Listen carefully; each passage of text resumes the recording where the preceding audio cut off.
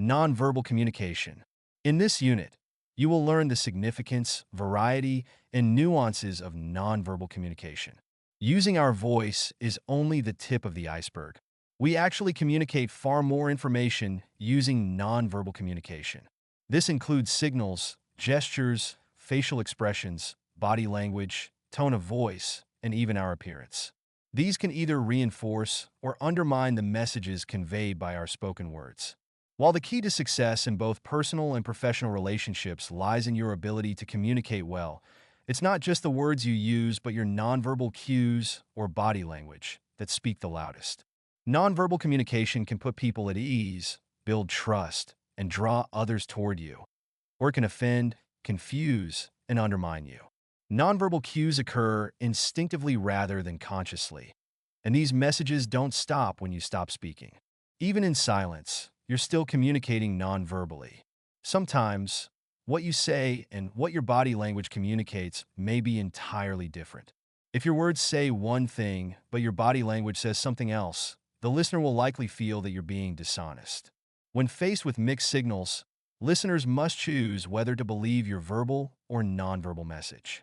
Since body language is a natural, unconscious language that reveals your true feelings and intentions, they'll likely believe the nonverbal message. Imagine the damage caused when you say one thing to your superiors, but your nonverbal cues betray you.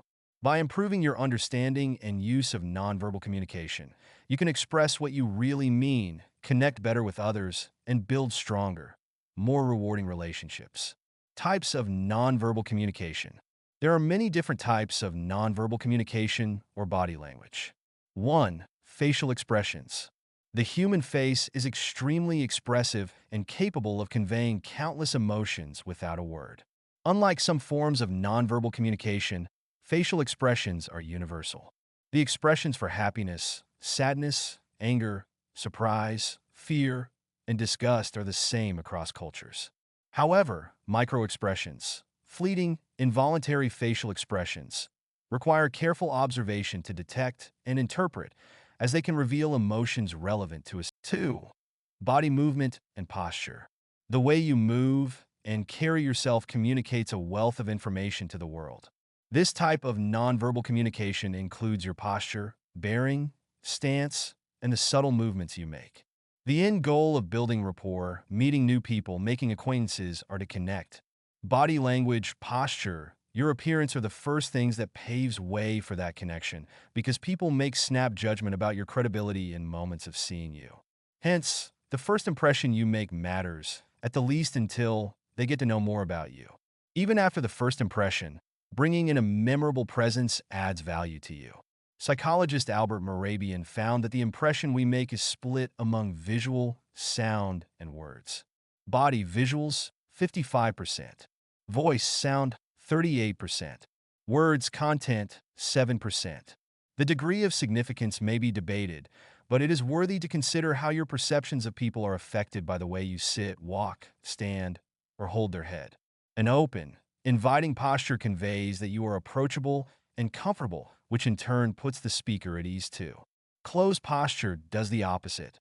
Folded arms, crossed legs, hunched shoulders, hands in pockets, looking down. These are just some of the protective measures that make us feel safer and should be avoided when giving a presentation or a speech.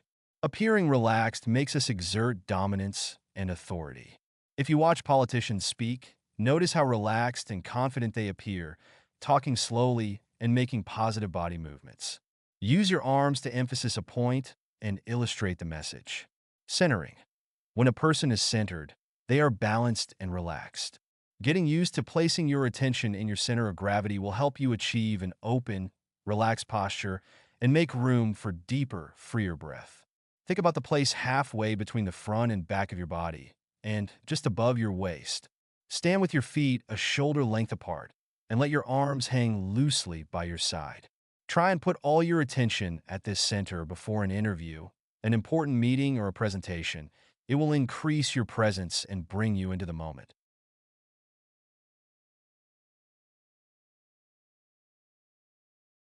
3. Gestures. Gestures are woven into the fabric of our daily lives. You may wave, point, beckon, or use your hands when arguing or speaking animatedly, often expressing yourself with gestures without thinking. The meaning of some gestures can be very different across cultures. While the OK sign made with the hand, for example, conveys a positive message in English-speaking countries, it's considered offensive in countries such as Germany, Russia, and Brazil. So, it's important to be careful of how you use gestures to avoid misinterpretation. 4. Eye contact. Since the visual sense is dominant for most people, eye contact is an especially important type of nonverbal communication. The way you look at someone can communicate many things, including interest, affection, hostility, or attraction. Eye contact is also important in maintaining the flow of conversation and for gauging the other person's response.